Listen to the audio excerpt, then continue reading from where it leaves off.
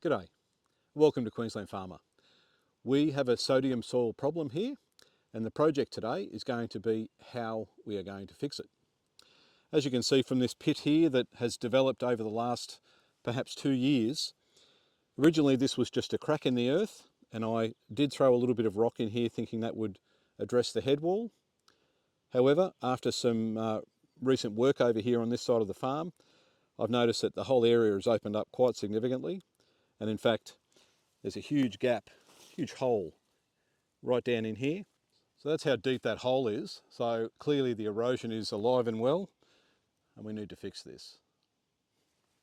So we've got some goodies here today. Gypsum is one of the things we're going to use, but we've got mulch and we've got fertiliser. We've got lots and lots of different things that we're going to apply to this area and an area around this area to try and make sure that we don't have this situation get worse, and we can remediate this area with some grass seed and things will be good, hopefully. So we've got a bag of gypsum here. We're going to open this one up and we're going to spread this gypsum around the area.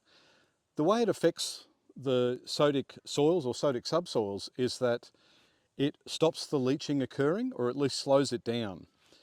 It also improves the quality of the soil, so we're hoping that we'll get some organic material growing here well, and that will also help address the condition of the soil, perhaps make it more alive or richer for other things to grow. The roots of those plants and other things that grow will help hold the soil together, and hopefully we can address this erosion before it becomes a major issue.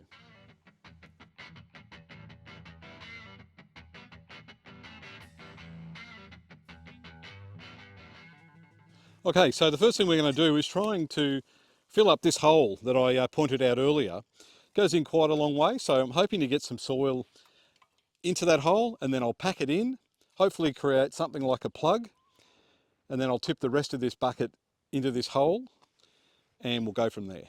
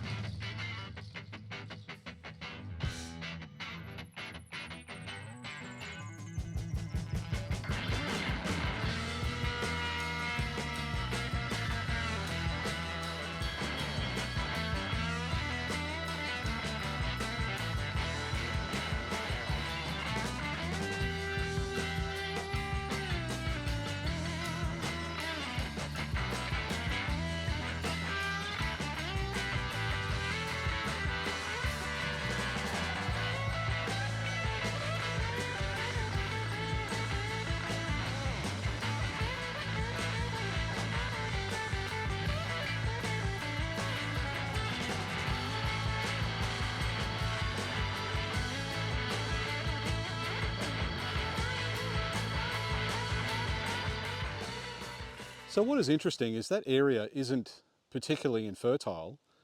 If you have a look just to the left of where we're doing that work, there's Rhodes grass and Pangola growing.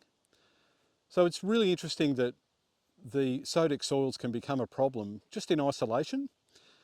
So we will go and get some seed now. We'll go and throw some seed over the top and then finish off that with some mulch and some fertiliser, and hopefully we can get that area established, not dissimilar to the area that we've got just here.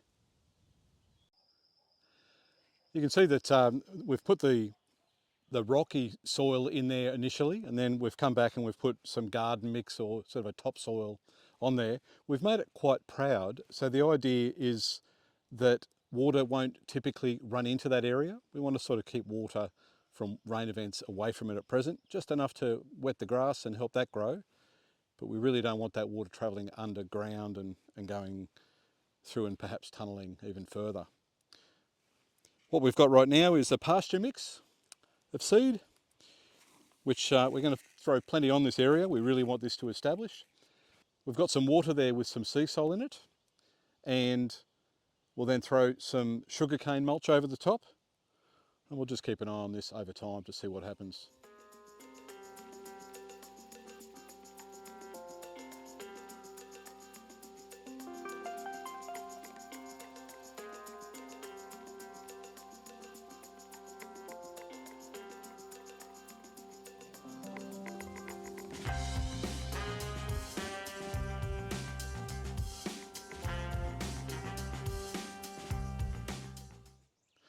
I've also got a Pangola runner that I've just pulled out of an area just not too far from here.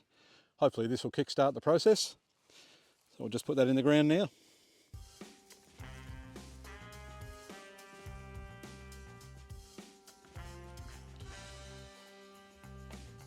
Okay, well the job's done.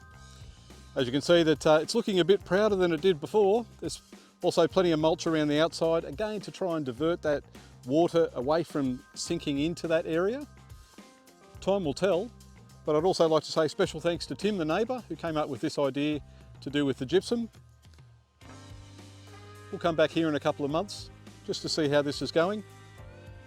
Thanks for watching. Please like and subscribe.